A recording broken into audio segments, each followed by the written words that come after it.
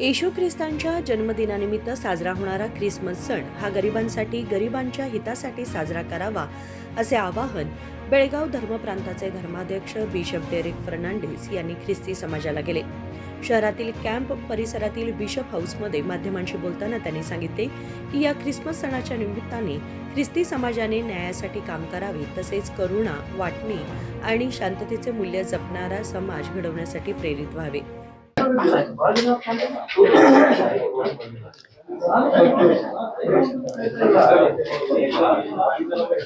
ವೀಕ್ಷಕರಿಗೆಲ್ಲ Christmas ಹಬ್ಬದ ಶುಭಾಶಯಗಳು. ಈ ಸಲದ ಕ್ರಿಸ್ಮಸ್ ಹಬ್ಬದ ವಿಶೇಷತೆ ಏನಂದ್ರೆ, ಕ್ರಿಸ್ತರು ಈ ಜಗದಲ್ಲಿ ಹುಟ್ಟಿ 2025 ವರ್ಷಗಳು ಸಂದಿವೆ.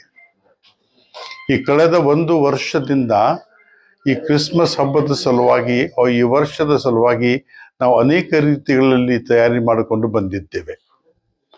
ನಾವು ಅನೇಕ ಸಮಾಲೋಚನೆಗಳನ್ನು ಮಾಡಿದ್ದೇವೆ.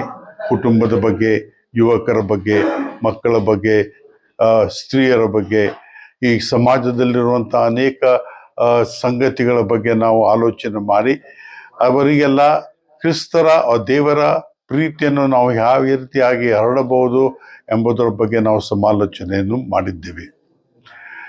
ಈ ವರ್ಷದ ಇನ್ನೊಂದು ವಿಶೇಷತೆ ಏನೆಂದರೆ, ನಮ್ಮ ಜಗದ್ಗುರುಗಳಾದ ಪೋಪ್ ಲಿಯೋ ದ 14th ನಮಗೊಂದು ಕರೆ ಕೊಟ್ಟಿದ್ದಾರೆ. ಕ್ರಿಸ್ಮಸ್ ಸಮಯದಲ್ಲಿ ನೀವು ಬಡ ಮಕ್ಕಳ ಬಡ ಜನರ ಹೆಚ್ಚು ಕಾಳಜಿಯನ್ನು ವಹಿಸಿರಿ, ಅವರ ಸಲುವಾಗಿ ಅನೇಕ ಕಾರ್ಯಕ್ರಮವನ್ನು ಹೊಂದಿಕೊಂಡು ಬನ್ನಿ, ಅವರ ಸಲುವಾಗಿ ದುಡಿಯಿರಿ. ಯಾಕಂದ್ರೆ ಈ ಕ್ರಿಸ್ಮಸ್ ಹಬ್ಬ ಒಂದು ರೀತಿಯಲ್ಲಿ ನೋಡಿದ್ರೆ ಇದು ಬಡವರ ಹಬ್ಬ, ಬಡವರಿಗಾಗಿ ಮತ್ತು ಬಡವರ ಕೂಡ ಮಾಡುವಂತ ಆಚರಿಸುವಂತ ಒಂದು ಹಬ್ಬ.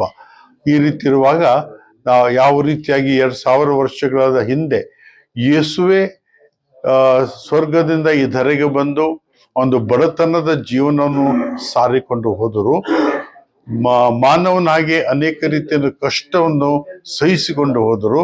ಅದೇ ರೀತಿಯಾಗಿ ನಮ್ಮೆಲ್ಲರಿಗೂ ಕೂಡ ಒಂದು ಕರೆ, ಬಡವರ ಕಷ್ಟ ಕಾರ್ಪಣ್ಯಗಳನ್ನು ಅರಿತು ಅವರಿಗೆ ನಾವು ಯಾವ ರೀತಿಯಾಗಿ ಉಪಶಮನವನ್ನು ಮಾಡಬಹುದು ಎಂಬುದು ಒಂದು ನಮಗೆ ಕರೆಯಾಗಿದೆ ನಮ್ಮ ಪಾಪ ಸ್ವಾಮಿಗಳಿಂದ. ಈ ಕ್ರಿಸ್ಮಸ್ ಹಬ್ಬದಂದು ನಮ್ಮ ಬೆಳಗಾವಿಯ ಎಲ್ಲ ಚರ್ಚುಗಳಲ್ಲಿ ಅನೇಕ ರೀತಿಗಳಲ್ಲಿ ನಮ್ಮ ಈ ಸಂಭ್ರಮಾಚರಣೆ 24ನೇ ತಾರೀಕಿನ ರಾತ್ರಿ 12 ಗಂಟೆಗೆ ಜರುಗುವುದು. ಅದೇ ರೀತಿಯಾಗಿ 25ನೇ ತಾರೀಕು ಇಡೀ ದಿನ ಪ್ರಾರ್ಥನಾ ವಿಧಿಯನ್ನು ನಡೆಸ್ಕೊಂಡು ಹೋಗ್ಬೋದು.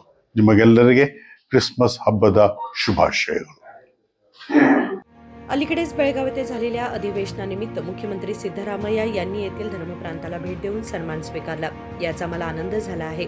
मात्र मुख्यमंत्री सिद्धरामय्या यांच्याशी कोणत्याही विषयावर सविस्तर चर्चा झाली नाही. तथापि काही समस्या त्यांच्या निदर्शनास आणून दिल्याचे त्यांनी स्पष्ट केले. कृष्णा कांबळे, KMM मराठी, बेळगाव.